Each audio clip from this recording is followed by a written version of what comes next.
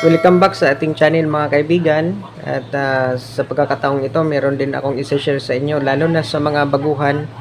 Kasi itong TV na to, TCL, nagpalit ako ng board. So yung board nito, hindi na siya TCL, kundi ay Pensonic na. Nagpalit ako ng Pensonic na mainboard. Kaso nga lang, pagpalit natin ng mainboard, ito na yung kakalabasan. Ang pangalan nito ay Solarize, kung tawagin. Ito siya mga kaibigan, pwede lang to siyang makuha sa ating service mode. Ngayon, meron tayong universal na remote, no? Ang una-una code na gagamitin yung yung code na Mino. Yun, Mino. So, makikita natin na lumalabas yung Mino. Tapos, 1147. Pero, napansin nyo, no, mga kaibigan, pag pindot natin ng 1147, walang lumalabas na mga options sa ating service mode. So, ibig sabihin, hindi siya gumagana sa 1147. So, i-exit natin yan. Papalitan natin. Papalit tayo ng service mode na ito, source. No, ito dito. Pindutin natin yung source. So, sa source niya, no, mga kaibigan, hindi masyadong makikita.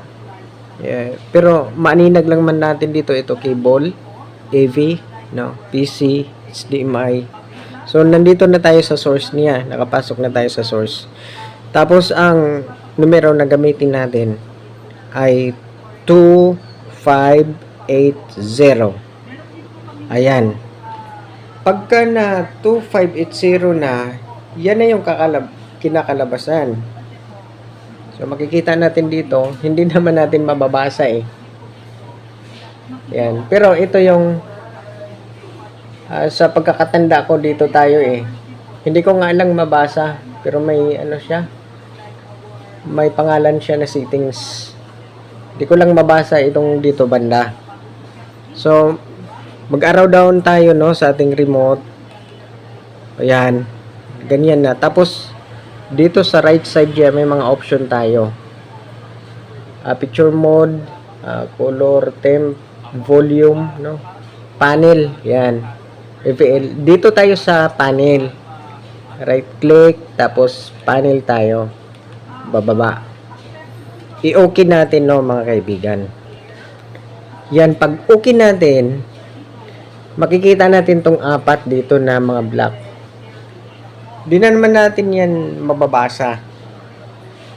Pero sa pagkakatanda ko, dito tayo banda dito tayo magbabago eh. So, yung cursor, ayun, nandun na pala. Itapat natin dito. Yan, dito. Yan, dyan. Tapos, i-okay natin, mga kaibigan. Ito, i-okay ko na. Pag okay ko, ayun. Nagbago siya, no? Hindi na siya solarize. Kikita natin, naka-on lang pala. Or naka-off, ino-on lang natin. So, hindi na siya solarize. I-exit na lang natin. So, exit. Yung kanina, panel, no? Pero ngayon, nababasa na natin. Panel.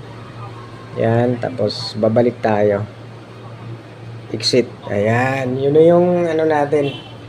Yun na yung, natin, no, mga kaibigan. Hindi na siya solarize. Okay, sa tutorial na ito lang muna yung papakita natin. Okay, hanggang dito lang po. Maraming salamat.